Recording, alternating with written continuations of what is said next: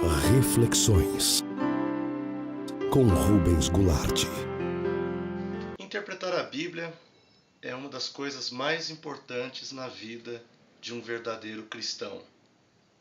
No entanto, muitas pessoas têm dificuldade em entender a Bíblia. Eu gostaria de dizer o porquê, talvez, de grande parte desta dificuldade. Entre nós e a Bíblia existem alguns abismos.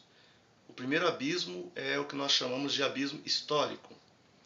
Há uma história na Bíblia. A Bíblia, o Antigo Testamento, é a história de um povo, o povo de Israel. O Novo Testamento é a história de Cristo e de sua igreja. A verdade é que muitos de nós lemos a Bíblia, lemos o Antigo Testamento, sem conexão com a sua história. Desconhecemos o período dos patriarcas, o período dos juízes, o período dos 3 reis, Saul, Davi, Salomão. Desconhecemos a história do reino dividido por Jeroboão e Roboão. Desconhecemos as histórias do cativeiro do reino do norte para a Síria em 722. Desconhecemos a história do cativeiro do reino do sul em 586, em Babilônia. Desconhecemos a história e o tempo dos profetas. Desconhecemos a ordem cronológica da Bíblia. Pouco sabemos sobre o período em que os profetas viveram. A verdade é que entre nós e a Bíblia há um abismo histórico muito grande. Ajudaria muito se você procurasse conhecer a história da Bíblia.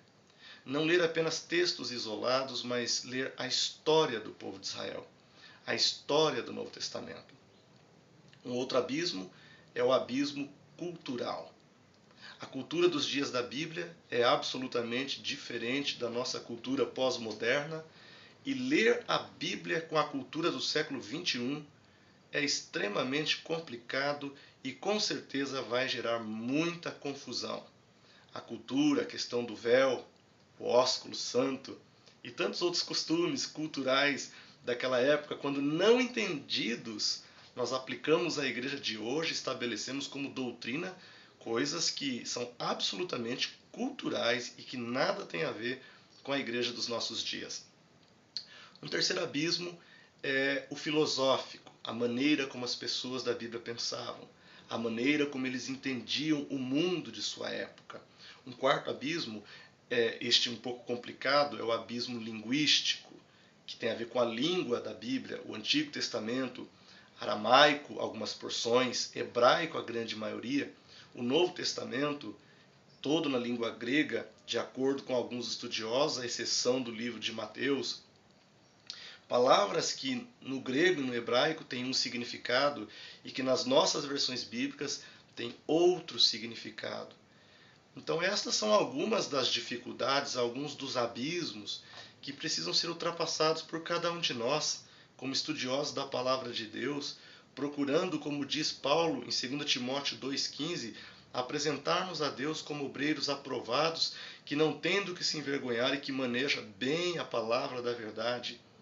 Procure adquirir materiais, procure comprar bons livros, procure estudar a cultura, a época, a filosofia, a história, a língua da Bíblia. Procure se aproximar dos termos bíblicos, das compreensões bíblicas. Você terá maior facilidade de entender a Bíblia quando observar o contexto em que ela foi escrita.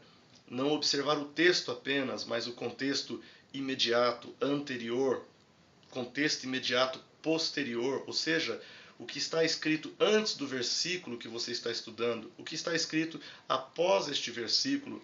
Após isso, analisar o contexto mais amplo, o que está no capítulo anterior, o que está no capítulo posterior.